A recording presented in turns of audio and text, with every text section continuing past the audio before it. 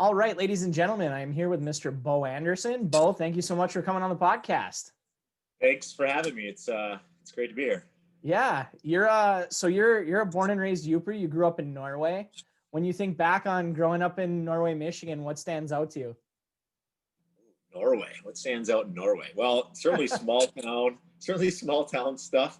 I'm back here now. My travels took me, out of the area for about 10 years of my life. And when I think about growing up in Norway, I think of, the outdoors, the UP, family, all the beautiful things that there are that the UP has to offer. Well, and I'm glad you mentioned the outdoors because we're going to be talking a lot about it. Yeah. So Great. When you finished up high school, where did life take you after that? Sure. So I went to Michigan Tech and got a bachelor's in mechanical engineering. And did I lose you? No, I think we're all right. All right. Sorry about that. No worries. Yeah. Bachelor's in mechanical engineering is what I went to Michigan Tech for right after high school. My grandfather actually owned just a little, it's no longer there, but a little some standard service kind of garage shop. And it was just a couple houses down from where I grew up. And I always told my grandpa, I want to be a mechanic when I grew up, just like him. He's a World War II airplane mechanic. And he's like, you don't want to be a mechanic. I was like, but I like cars. Cars are cool, Grandpa. And he would tell me, you want to be a mechanical engineer. And I remember I actually I don't have it in my office here, but at my house, I actually have like a 4th grade letter where you have to say, what's your favorite, food, pizza, yeah. What's your favorite TV show, home improvement? Like, what do you want to be when you grow up? And it was like mechanical engineer. And he convinced me that, that engineers could make car parts instead of changing car parts, and that was the way I want to do it. So literally from the time I was 10, I was like, I'm going to be an engineer. And didn't waver from that. Kind of went to tech for, like I said, my undergrad in engineering. Okay. So you mentioned, you're kind of back in the UP, but you had kind of, it had taken you on some travels. I'm assuming this happened kind of after college is where you kind of left the UP. Yeah. So good catch on that. So it actually started in my senior year. So with all engineering, you got to do like a senior design project, and you can do that for an entire year, like your whole senior year. And it's really intensive. You got to do a big project, typically with industry, to get work experience, to have, go through that whole process. Or you could do what they call study abroad, where you would exchange with a foreign university and you could get it done in like a semester. And I had heard there was someone else from Norway who had went on that a couple years before I had gotten to tech. And they're like, dude, you got to do that. It's so much easier than senior design at tech. And I was a pretty smart guy, but easier sounded better. Yeah. So I ended up going to Copenhagen, Denmark, the engineering school of Copenhagen. And that started my travels. I really enjoyed that. Backpacked across Europe, basically. It was the easiest semester ever. It was all done in English. So I kind of actually felt a little bit, less than, because all these other students, it was like a multinational thing. So like our team had Germans. I had a Latvian girl. There was a guy from Spain that was on our team. And I was the only one who didn't speak another language, right? They were literally taking college courses in English. And we had to write a 110-page thesis at the end of it. And I had to write that because I was the only native English speaker. But, those guys had it hard. So yeah, my travels started, in Europe. And then when I came back, I took a job in the auto industry. I mentioned I like cars. Yeah. So I thought that would be fun to work in the auto industry. A company called Johnson Controls is where I started. And I kind of had my dream job right out of college. I was in their advanced development group, which is basically you come up with inventions and then you pitch them to the company, and they give you like a $50,000 budget, which at that time was like, oh my God, you're gonna want me to spend like, I remember like spending a couple $1,000s on my corporate credit card, like to start with, and just being like, puckering up a bit because it's like, oh, but, they're just like, oh, just flesh out your idea, pitch it to us. So Yeah. I basically, for the first year out of college, got to be an inventor. I got a couple patents with the company. Wow. None of it. Yeah, it was a really cool experience. None of that stuff like actually ever went into production. Which is a little bit disappointing, but still pretty cool. So spent I think 5 years down in the Grand Rapids, Michigan area. Okay. Holland, Michigan, Lowell, Michigan. We had moved around as my wife. She was a social worker, so she had jobs down there as we, the first 5 years after school, just kind of finding our way. Yeah. And so we lived down there for 5 years. We had a couple boys. So our first two sons were born down there. And for anyone who's, had children away from support network, my wife being a social worker, right? All about, your relationships and Sure. and family and stuff. We're like, yeah, we're going to try and kind of find her way back to the UP. And she had no problem. She ended up getting a job at North Point probably about 6 months before I found a job at Boss Snowplow. So like when we moved back, I originally took a job in a manufacturing engineer job at Boss Snowplow to kind of get back to the area. Sure. Is it, so I'm assuming your wife then is a Youper as well? Yeah, so we actually graduated high school together. Oh, okay, perfect. Yeah, high school sweethearts. yeah, Okay. No, I have to stop you there. We are not high school sweethearts. I had to pursue her quite a bit. She actually wouldn't start dating me till I was a junior in college. I had liked her for a long time. Okay. She kept denying me, like, they wouldn't even date me, right? But I always joke now that she wanted to make sure I was going to become something. Like, okay, junior year at Tech, you're going to graduate at least, right? And so we weren't high school sweethearts. We did not date in high school, but we went to, we went to high school. Yeah. And a funny story, our senior year, she was class president, I was class vice president, and I always joke with her. I say, the only reason we won is because I was a good marketer. And the only reason we did anything is because you actually, you were a good executor. Right. So she did the stuff, but I feel like I always joke with her. I got her that's funny. That's definitely funny. So how was that transition back to the UP for you guys? I mean, I know you said you started working at Boss and she found work, but yeah. I mean, was that, to uproot from downstate and to get back to the UP, what was that process like for you? Sure. Part of that story was, I had went to, while I was working in the auto industry, they had really good school support for school. So I went and got my master's in business. I had always wanted to always had a little entrepreneurial bit in me. And I thought, hey, if I understand business, I'll be a really good engineer who understands business, technical and business. Like I thought that would be a good combination. Yeah. And I think I graduated with my MBA in August, and we had just had our second son, and finishing up grad school, just had our second son. We're both working. It was my wife's like, we're moving back, right? So she had gotten the job, and I kept looking. Obviously, got a job at Boss, and when we moved back, I remember it being like, I actually remember my parents. They were like, "You're doing what? Why are you moving back? You're doing really good where you're at. You got a great job." My sister's in Detroit. They're like, "We can come down. Maybe we'll retire down in Ann Arbor between Detroit and Grand Rapids." So I just remember them kind of being like, "Are you sure you want to move back to the UP?" So we moved back, and we moved into my in-laws basement. And very thankful. They allowed us to, live rent free as we saved up to buy our house. And actually, my dad was a contractor, right, a builder, and I always had this dream, like, oh, as soon as we move back, we're gonna find some property.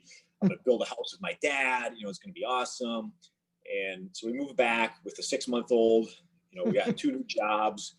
We're living in my wife's in-laws, my wife's parents' basement, and we get a couple months into that, and we're like, yeah, there's no way we're going to build a house. There's no way we're going to live in this basement for a year, right? Well, we build a house, like not happening. Right.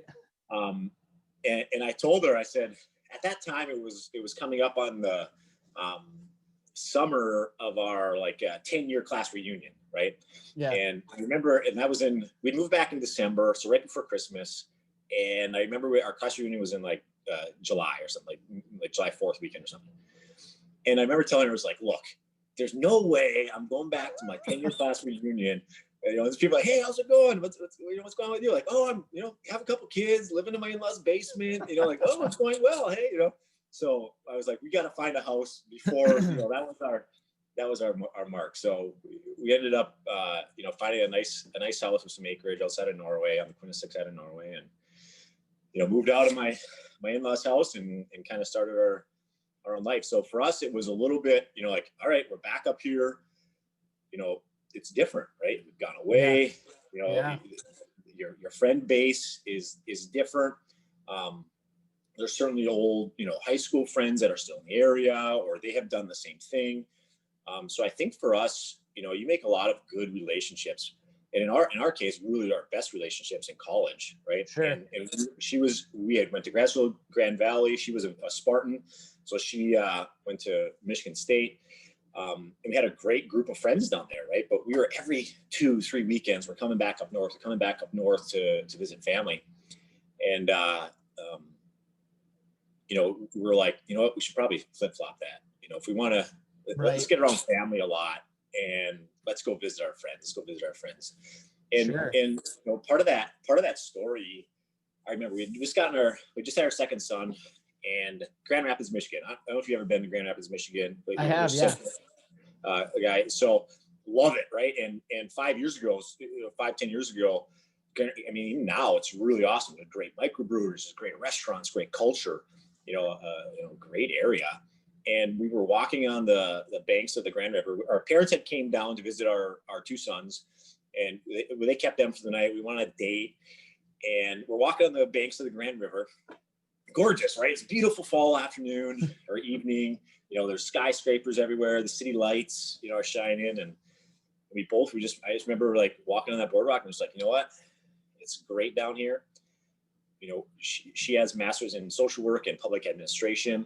And we're like, we want to make our impact back home. Like we're going to be involved people. We're going to be impactful people.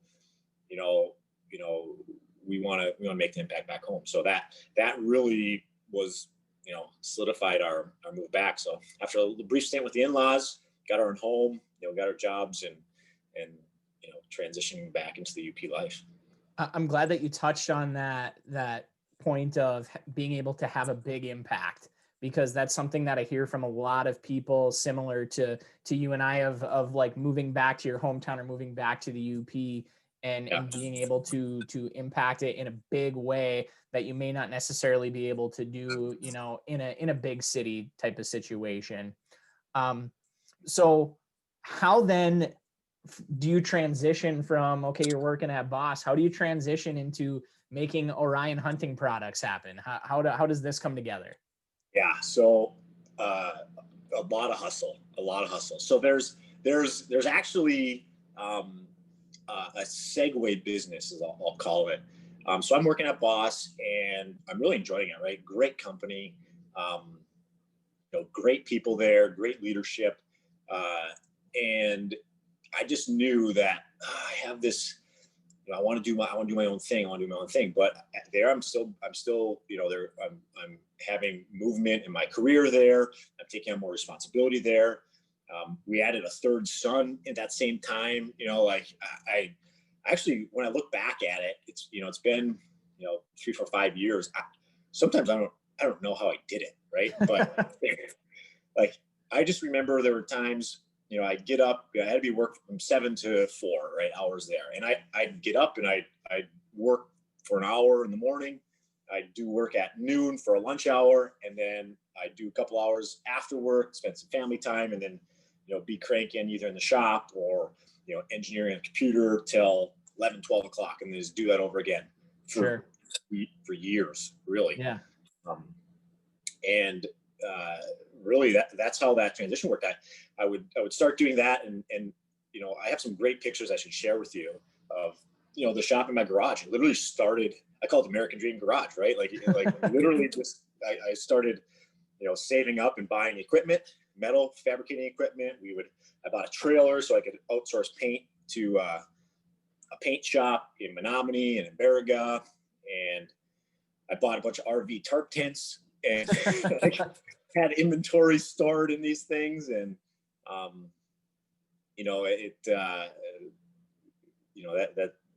it was pretty humble beginnings, right? Starting in the garage, but it started out of necessity too, because I had actually challenged myself when I was in grad school I didn't want to start a business at some point, and I challenged myself. I had to have 100 ideas. I need to have 100 ideas. And I have a book, actually laminated the sheet. Like, I'm gonna have 100 ideas, and I'm gonna pick one. When we move back, we bought a house that had a shop, a garage. So I was like, I'm gonna finish off the garage. I'm gonna insulate it, make it, heated, because 9 months out of the year you need a heated garage up here.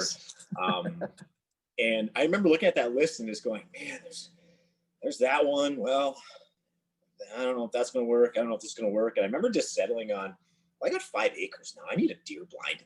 Like, I literally was like, I'm going to make deer blinds, right? Because I need one right now.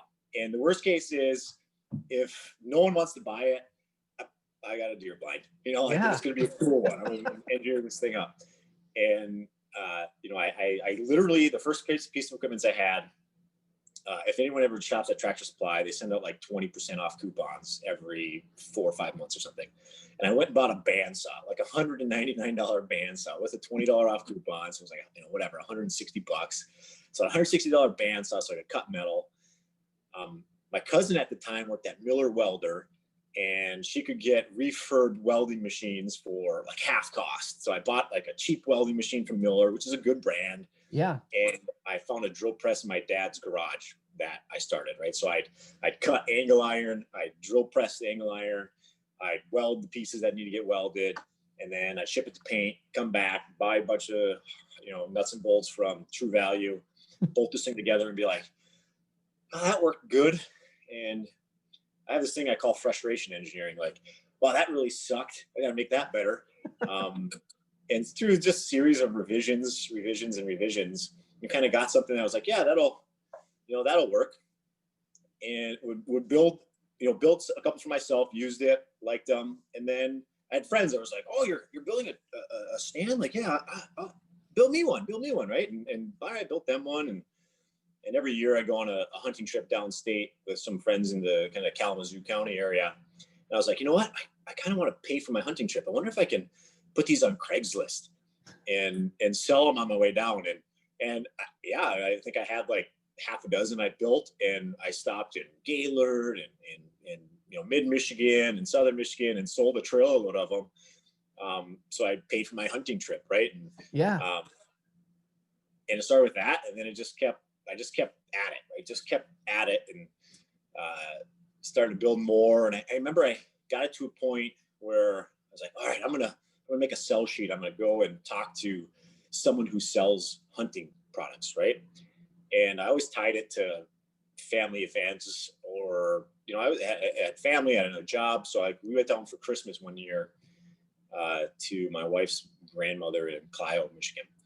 And on the way back, I remember I was like, hey, I identified these 5 archery shops. There's this one in Flint, this one in mid-Michigan, Jay's Sporting Goods, and I'm gonna stop there. I'm gonna try and sell this thing, right? Sure. I think I got a collared shirt and like embroidered Orion on it, and I had 5 sheets that I had printed out, right? Like, I'm gonna stop at 5 places and hand them a sheet. And my dad was with me at the time, and if he ever told people how scared I was right before I was walking in there, right, trying to like, me and nobody, and I've not done this stuff, but I'm trying to sell these things. I got these sell sheets, and I walk in and I figure out who's the buyer, and I hand them a sheet. Hey, I want to buy Beau Anderson, Orion Hunting Products here. And, they're like, oh, these are interesting, and what goes on top of them though? I was like, I don't know. Like, everyone in the UP just builds their own, I just thought I'd build them to stand because porcupines like chewing wooden stands. So people want metal stands. Yeah. Like, oh, well, maybe you should put something on top of it. Come back to me when you got something that you can put on top of it. So they obviously wanted a blind, right? Yeah. Yeah. Ah, shoot. And like literally 5 people told me that. That's it. That one day I like remember I went home and I'm just like tails kind of tucked, but the gears were turning, right? Like, Right. oh, my whole product is literally an accessory to the blind, right? All right, the blind is what people want to buy, and the metal stand, which I had started building, is kind of an accessory sale to the product. And so I kind of came back and started, turning gears on how can I improve a deer blind? What would that look like, kind of thing. Okay, so where did the name Orion come from? Oh, great question. I love this story. So I had mentioned that, I build these things and I'd set them up and I'd kind of look at them and like, all right, what can I make better? What can I do different? And I had one set up. If you ever to come to my house, there's a driveway and like you come in, there's the garage right here. And then offset from the garage is kind of like the entryway to our house. So for 5 years, we had to park outside our garage because inside the garage was the shop, right? Yep. So it was in the winter and I had parked in front of my garage and I'm walking around and in my front yard, I had a 10-foot tower had set up. And at the time I was trying to sell them, they were called like Hightower. And I was like, well, that's okay if it's a stand, but it's not really a blinds. That's not a good name for blinds. So I need more of a brand name versus kind of like this descriptive Hightower hunting towers. Right. And so I'm walking around the corner of my garage and to this day, it's still pretty unbelievable, but Orion, the constellation, is literally like above, like he's like hunting from my stand, right? Like, oh my gosh, Orion's right above it. Like, Orion. I remember I went right in and I knew that trademarking was really important. I knew intellectual property is important for my time in the auto industry. So I was like, I got to check up the Michigan business names. And I go in there, Orion, good, nothing. There's Orion, X, Y, and Z investments, Orion Financial, Orion Property, but nothing on the hunting products. Okay, good. Orion, I got that. So I can use that name in Michigan. Then you have to search the US, right? So this is where the trademark is in. And I'm like, okay, I got to hire a trademark lawyer to see if I can hold this. So they do searching and boom, I'm good, right? There's one company that makes kind of like Yeti-like coolers, right? So they kind of sell in the outdoor industry, but no one. I was like, how is no one like Orion the Hunter? Like, how is that name not taken, right? So, right, yeah. Like I just couldn't believe it. So, with the stars aligning, so to speak, we trademarked Orion. The name is registered in Michigan, and so that's where the name Orion came from. I'm not like a star nut or anything, but I thought I had equity because Orion the Great Hunter, and so yeah, that's where the name came from. Okay, so all right, so the wheels are turning. You're on your way back home. You're like, okay, I need to start doing blinds as well. Yeah. How long does it take to kind of iron the kinks out with that and like you were saying earlier about your engineering, where your angry engineering or whatever, frustration engineering, engineering. That sucks. We got to make that better, right? Yeah. So how long does that process take then to really kind of get to your final product? Yeah, all the way up until today. So really, I get home and I'm like, okay, they need a deer blind, right? And I'm like, all right, what's on the market, right? And you kind of start by benchmarking what's out there. And my dad was a contractor, right? Mm-hmm. So and our family's outdoors. My grandpa's got a farm in the Stevenson area. Still a great family tradition. Opening weekend of rifle, we're all out there, right? Like it's the best. It's the best time of the year, right? It is hands down. Hands down, the best time of the year. And when I was a kid, so you started hunting 20 years ago. Elevated hunting became legal around that time, right? You could hunt on the ground, but you couldn't hunt elevated, and that legislation changed, and that opened up a lot of towers and stuff. And my dad had a welder friend who would weld it up and this thing was solid. It was hard to move around, but it was a metal tower, right? And then on the top, my dad being a contractor, he had materials all the time, right? And I always give him a hard time. So I'm like, Dad, you build deer blinds out of Blandex or chipboard, right? This stuff doesn't last. One squirrel and some overachieving porcupine, and this thing's gone, right? And not to mention rain or water or something like that. But he had, in his ingenuity, had, built these things out of 2x2s and 1/4-inch plywood. Okay. But he built them in sections, built a base, 4 walls, a wall with a door, 3 windows, and a roof.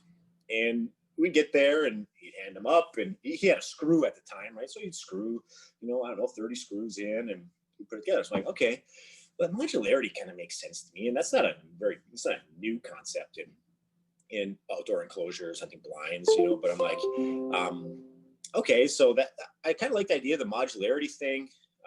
What kind of, I'm an engineer, right? So what would be cooler than 2x4s and 2x2s and, vinyl siding? And I start, figuring out SIPs, which is a structural insulated panel. And I thought, man, from a manufacturing standpoint, you glue this thing together, you cut a window out, you trim it, and you figure out a way to latch it. Like, how do you get away from screws and kind of the artisticness of having to, do the assembly, where it's just more like a slam, bam, clap, and this thing's together, right? Yeah. And so I started experimenting first with the panels, because I was like, I'm committed to that. Like, I'm going to make some sort of insulate. We live in the North, right?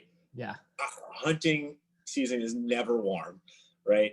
And some of the blinds my dad made were made out of like the house wrap. He'd make a 2x2 frame and then put house wrap around it. I was like, Dad, this thing doesn't feel the wind. I can feel the wind through it, And so I give him a hard time about that, the humble beginnings of the inspirations I have. But I was like, it's gonna be insulated, right? And I want it to be thick. It's like 2 inches. Like, I want it to be the thickest on the market. Like, I was just like, I just need to tell people it's the thickest insulation on the market.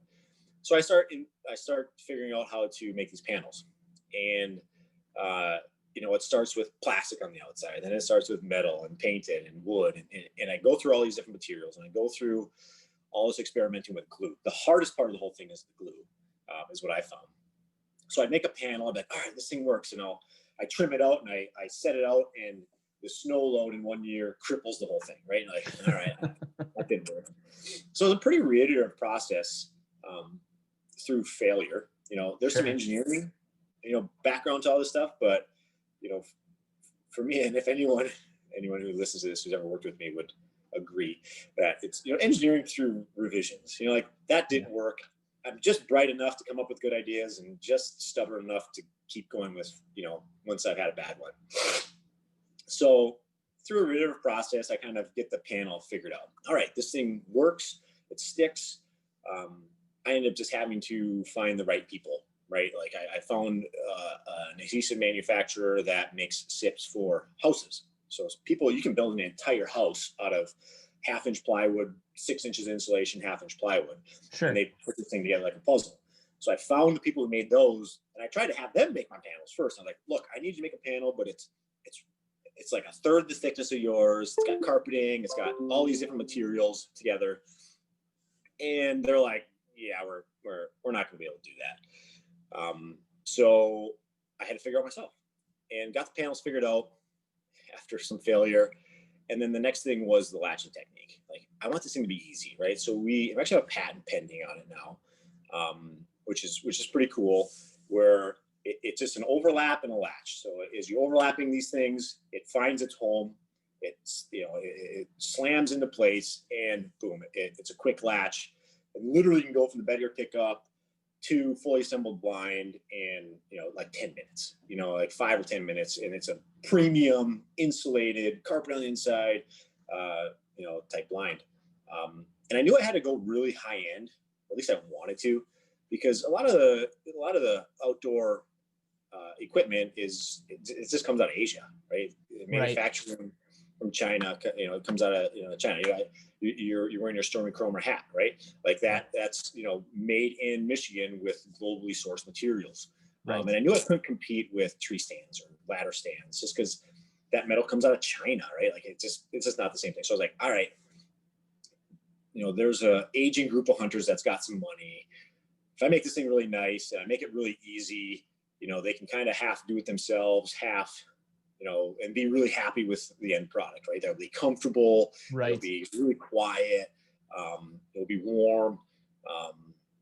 And so that kind of first thing was getting the glue down, and then the latching technique. And then, we're in the final stages of, all right, how's the fitment? How can we take a minute out of this? How can we, make it easier? And your customers tell you that, right? I'm learning that, like, I have frustration engineering and they have, frustration feedback. Hey, this sucked. And I'm telling you enough. It was so bad that I'm telling you that you should fix that. Yeah. Manage trends, right? But I don't manage like big trends. Like, I'm gonna let that go for about 3 years before I change something. It's like, if two people make a line, two people tell me there's an issue with something, ask the guys on the floor. I'm like, hey, we're changing this today. Why? Well, Tom and Bob, that would be better if it was like this. So we're making this change. So, historical, engineering rev control is sometimes thrown out the window with, product development, but yeah, quick and speed. So, yeah. So how do you get from the garage standpoint to like now, you're opening a business? I mean, was this like a gradual kind of rise, or once you kind of had that finished product, was like the demand there kind of on the spot, or how did that play out? Yeah, that's a good question. And probably the hairiest of all questions, right? So we're in the garage, we're making at best, we're getting one a week, right? Like, right. And so you're like, okay, not sustainable, right? We can't make enough to, and I kind of, in my head, I race to sustainability. How fast we have to go to get to sustainable, where, okay, now it's moving, machine's going. So I'm in my garage and run into, a couple hurdles, right? Okay. Starting a manufacturing business takes way more energy, time, and money than I ever had anticipated. I thought, okay, if I sneak up on this thing little by little, but I just got to a point where I was like, you know what, this isn't, I have to make a leap, right? Am I going to make the leap, or am I not going to make the leap? So at one point, I kind of did what I'll call Youper Shark Tank. I actually started writing letters to prominent business people and around the UP. I was like, hey, here's what I'm really ambitious. I feel like I got great ideas, great vision, but my ambitions outweigh my abilities when it comes to growing what I have. And so I wrote letters to guys at Marquette, Munising, Escanaba, and went visited with them, told them what was going on, not interested. So I'm kind of trying to find a partner at this point. That's like, all right, someone who can come in and help me get to that next level. So, and that happened locally. I don't know if you know this story or not, but I worked at Boss, and at the time I had worked my way into a position where I was reporting directly to the president at the time, Dave Billy Jr. Yeah. So had, I recently listened to Mark Klosner's podcast of yours again, right? And was listening to him tell that story, and how they have great vision and what they've done to the community. I'm like, all right, my wife had, and this was after they had sold to Toro. My wife had ran into him at a coffee shop, Moose Jackson, and she's like, "Beau, ran into Dave. You gotta call Dave. See what he's up to. He's retired. Like maybe he wants to." So I have lunch with Dave Brew Jr. and I'm like, "Hey, here's what I got going. This is gonna be my future. Something like this. Are you interested?" And after a while, it took him a little bit to kind of warm up to things, but ended up having him come on and be part of this. And so that was the way I took that idea, went from American Dream Garage and go, okay, we're going to invest locally in a manufacturing shop, into equipment, into people, and see how much legs this idea has. And so that takes us back about a year and a half ago. So kind of April of 2019 is when we started working together. And so from there we go like, all right, first thing is got to find a place to do business, right? Can't be making them out of our garage, right? Right. Not sustainable, not sustainable. And at the time we were storing inventory in Niagara and Quinnipiac and Buddy's garages, and the tarp tents were falling down due to snow, and so it was just a mess, right? And so 2019 ended up being a really frustrating year because we couldn't we couldn't, we found a facility, which is our current facility on Pewabic Street here, an old machine shop, and, just rough condition, had been ran as a successful business for many, many years. And as the owners aged, it, went to their children are, there's 5 kids across the United States. So trying to, make a transaction, make a deal, just took a long time. So we ended up getting in this building September of last year. So 13 months ago to the day, we closed on our manufacturing facility. It was rough, right? There was no plumbing, the heat didn't work. 7 out of the 30 lights worked. Everything needed to be revamped. And so we started to revamp it. And then we started hiring people as we got up to speed. I'm an engineer by, education, but, I have to take on the sales role of this organization, right? So I need someone to help on the manufacturing side. I need someone who knows equipment, who's, nerdy about that stuff. And so we hired an operations engineer in January of this year, so 10 months ago. And then I basically gave them, I said, look, I'm going to build out, I'll get the roof stop leaking, I'll get the bathroom going, and at the time he had a great corporate job, and he comes over, and we literally had an outhouse till May. Okay. Or like a Steinberg sitter till May. So his desk was on the shop floor, the amount of faith that he had to come over, I was just whoo, but he's here. And, his job was hey man, we're going to insource everything. We're Upers. We do it yourself. And I want every piece of our manufacturing process to be under our roof, right? Shipping things out for paint, difficult. Having other people cut our metal, laminating our panels, with a paint roller, not going to work. We're willing to make the investment in the equipment. So here's what we have to do. Your job is to scour America, find the equipment, and we'll get it put in place. So, and all this stuff, and we're going to have to build as many units as we can before hunting season, right? So this is January of this year, right? So you're talking 10 months ago, we literally had an empty and very rough condition building. Okay. Once again, I'm gonna put together a little picture collage for you. I'll send it to you so you can kind of see it. And I would invite you over to come take a tour of ours, because we're really proud of what we put together. It's almost like a showpiece for us now. But so January happens, and the whole first month he's like, all right, I found our 5 pieces of equipment that we need. Pennsylvania, New York, Alabama, Missouri, Kentucky. And I'm like, all right, let's hit the road. And this is February, right? So it's snowing, it's blizzarding, and we start visiting all these places. And so the month of February, we closed all the deal on the equipment, and we got everything delivered back to our facility right around the beginning of March. Well, what happened beginning of March? Right? COVID. What happened? We literally, this is no lie. So literally I think the governor said, hey, every non-essential shutdown, and we were considered non-essential. I'm like, come on, hunting products manufacturing the UP is not essential. That's absurd, right? Absurd. Yeah. And I call their local legislators, I call their county committee, and I'm trying to be like, are you serious? I have to go home? Well, so that was on a Monday, and there was a clause in there that allowed you, if you could, if there was going to be undue damage to your equipment, you could, so, well, we had one of our pieces of equipment was happened to be coming from New York. And we're like, we can't shut down. It's going to sit outside in a shipyard, a truck yard for however long we're going to be shut down for. So they allowed us to stay open until on Thursday, our last piece of equipment got set down. And on Friday, we all went home for 2 months. And so we're like, oh, we finally just got the building. We got our equipment in the house, but it's not in the house and running.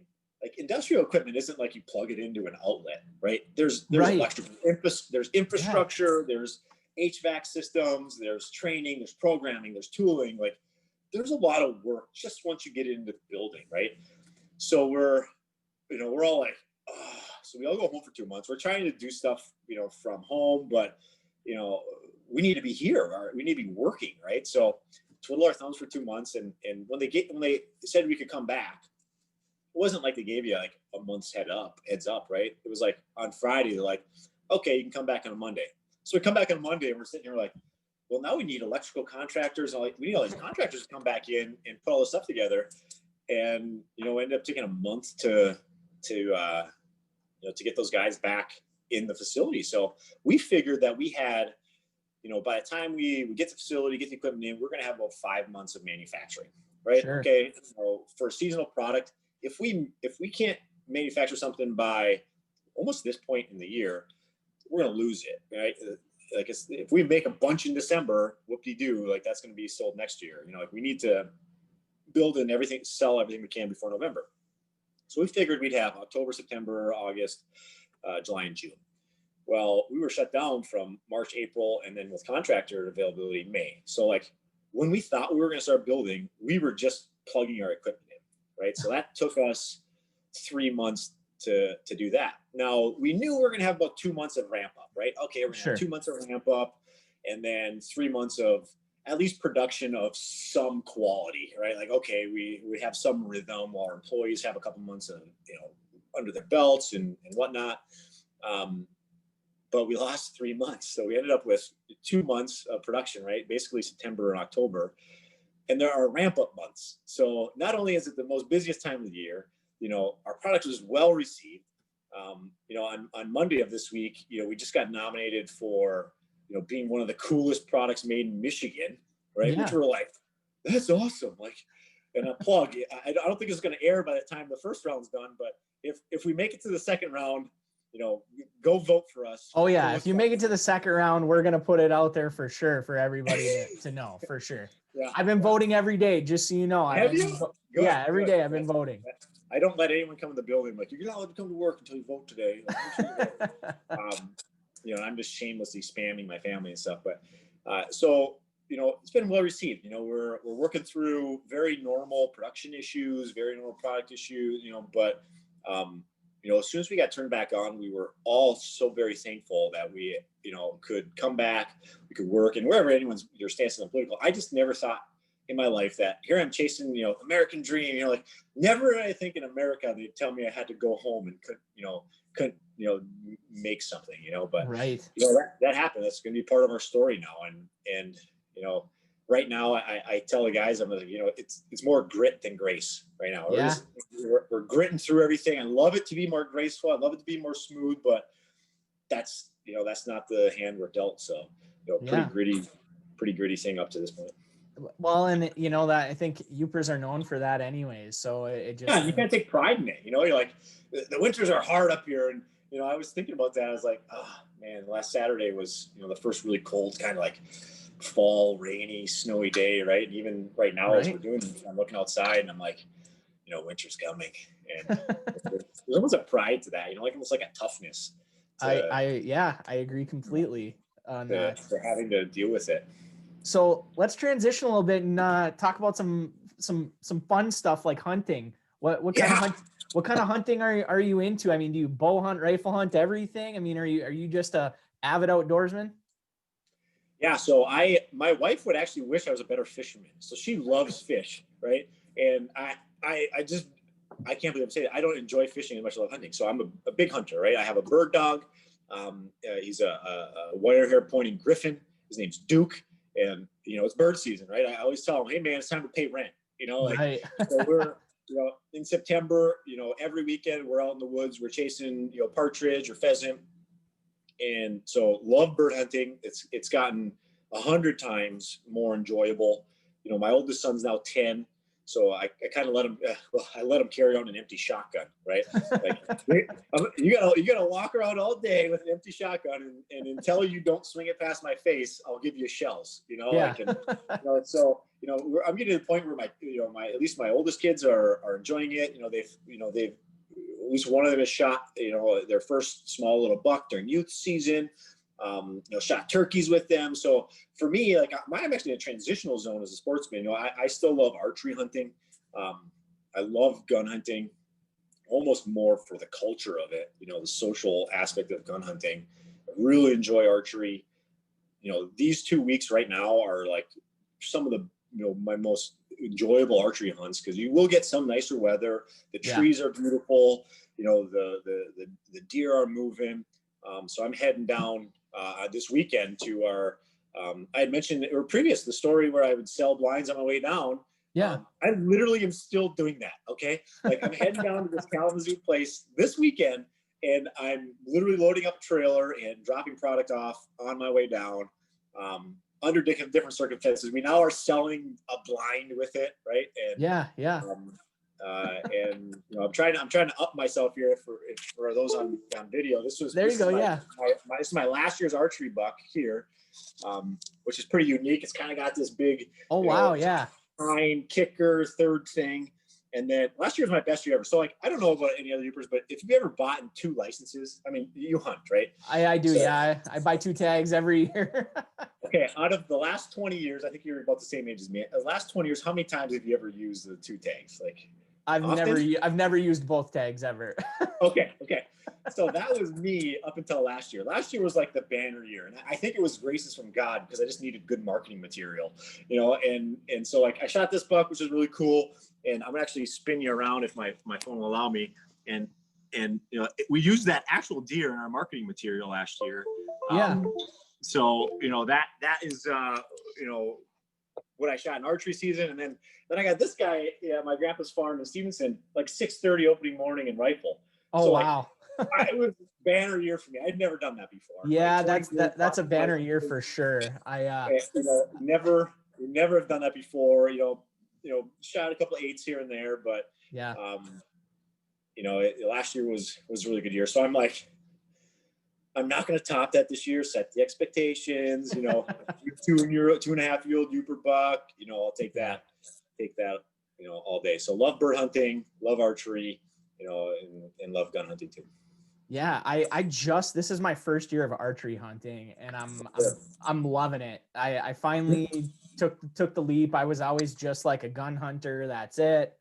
But this year I kind of took the leap, and I'm really enjoying archery season. I'm thinking I'm going to probably start enjoying it more than I like rifle season, just as far as, like you said, the time of year that you're in the woods and can't beat it. But do you find it all that, working with hunting products like day in and day out, does it take away at all from the hunting? Like you can't get away from work? Does it ever feel like that?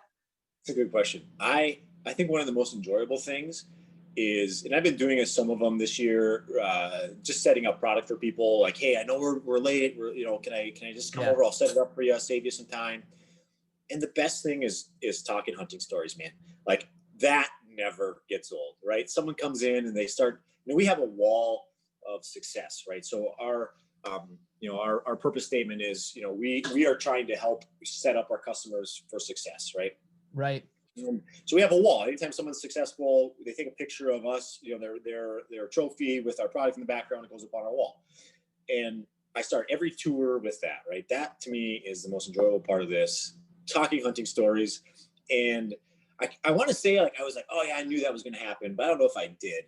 But that's definitely the most enjoyable part of it. The hard part is time. It's an infinite business. It's basically a startup. We've been around for a couple of years, but really this is our big launch year, right? So I consider it a startup, and we're making sure I get away to still enjoy it, to keep that flame going. That is harder, but it doesn't diminish it at all. If anything, it amplifies it. Right now, now you come back and it's not a requirement to work at Orion to be a hunter, right? But November 15th is one of our paid holidays, here. That's awesome. That's awesome. and so we try and incorporate that into the culture, right? Like, hey, you don't have, you're welcome to work here if you're not a hunter, but it certainly is a really enjoyable place for hunters to work, and a plethora of people. We're actually really proud. Iron Mountain's a pretty tight labor market, and we're like, hey, we got some big companies that we have to compete with, Boston Systems, CCIs, Verso, LP, they're doing well, right? And so we started putting out there, hey, we're looking for jobs, and we kind of had some organic growth and organic applications with people coming in. And I was like, you know what? Here's my strategy. Every single person that comes in, they're leaving with a hat, they're leaving with a T-shirt, a sticker, something. They're getting a tour, right? And we had 80 applicants for 5 positions. Wow. And we were blown away by that. right? Like, holy cow, Yeah. that's really cool, right? People want to be part of this, and we're trying really hard to kind of keep that fresh culture, keep that fresh manufacturing culture, keep that, just a light atmosphere. But hey, we got to hustle, right? We're here, and this is in season, so we're cranking. Yeah. We're working Saturdays, we're working overtime, trying to get product out because it's seasonal, right? Sure. If we don't make those sales right now, we're not going to see that sale for a couple months. Right. Right. Yeah, that's you hit the nail on the head. Yeah. So you enjoy buck stories the most. So besides your $2 year last year, what's your best buck story, or is that it, or do you have any other memorable ones? There's no shortage, right? And I'll have to this will be a good warm up because it comes up every year at our camp, right? Yeah. I was not a successful hunter for many years. I blame my uncles and my dads for putting me in bad spots for a while, but I did not shoot. I was a buckless youper. I was buckless for 10 years. So for the first 10 years, I was 14 until I was like 24. I didn't shoot a buck, and probably partially because I was picky, and partially I didn't really know what I was doing. But one of the stories that comes up every year. I think I may have been 14, 15, 16, right around that age. And I was the youngest hunter at the time. So at our camp, the youngest hunter always had to hunt nearest the camp, right? And we have a little camp on the edge of a swamp, and there's a probably 10-acre field that follows the edge of the swamp. And then my blind was, a couple hundred yards away from camp. And I'm looking into the swamp and overlooking this field between camp and the blind. And I'm hunting out there, and it's a morning hunt.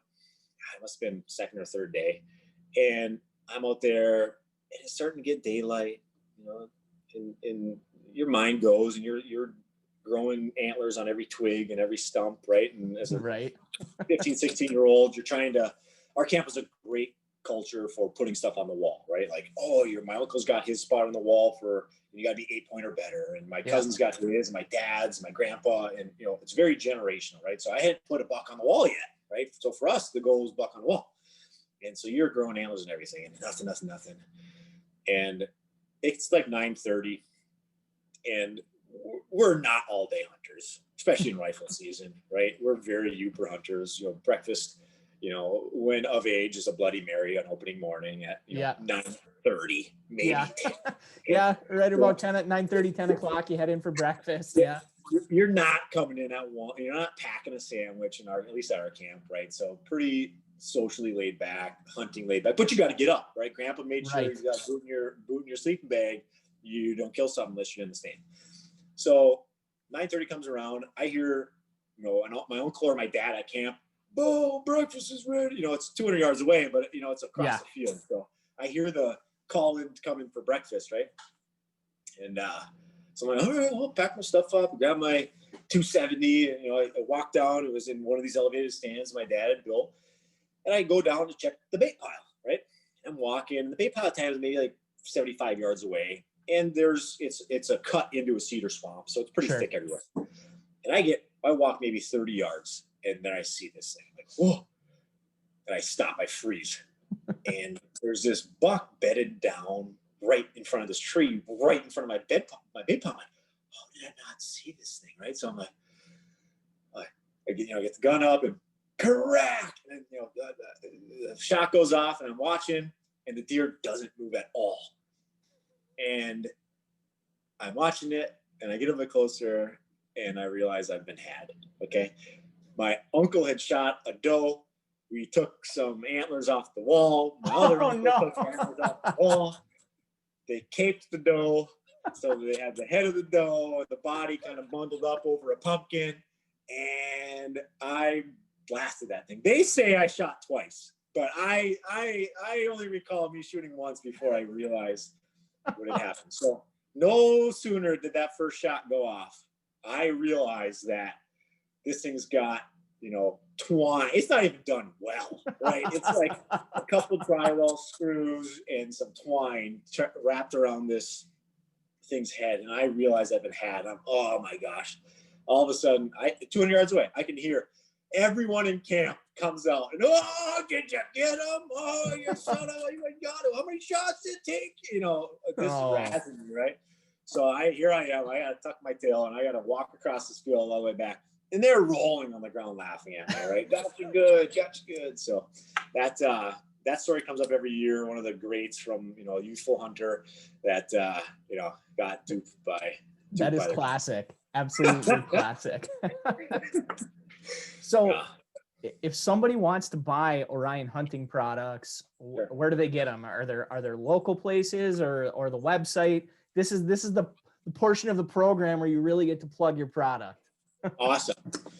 At Orion, you can visit us on our website at www.huntorion.com. So we do have an e-commerce website. You can go right on our website. You can order it right there.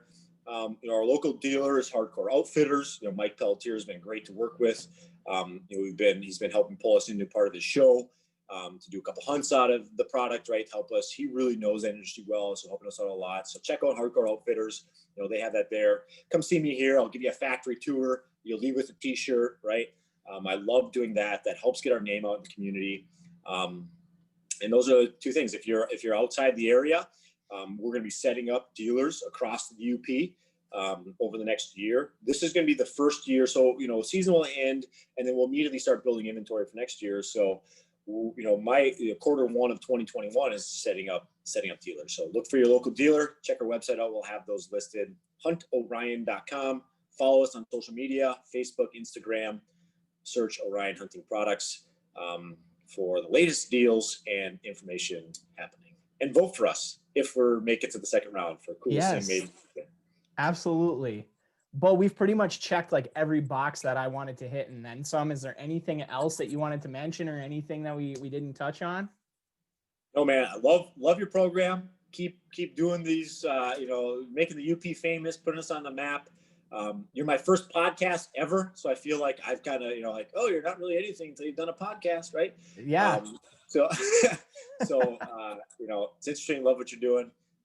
You know, keep it up and thanks for having me. Well, thank you. I appreciate all of that very much. I feel honored and I appreciate you coming on, but we have to end with one final question that everybody gets. And that's, how do you like your pasty? Are you a ketchup guy, gravy, or how do you take it? Grandma's homemade with a side of ketchup. Side of ketchup. Okay, fair enough. All right. Well, Beau, thank you again for coming on and chatting with me. I really appreciate it. And good luck this hunting season. Yeah, you too. Take care. Thanks. Bye-bye.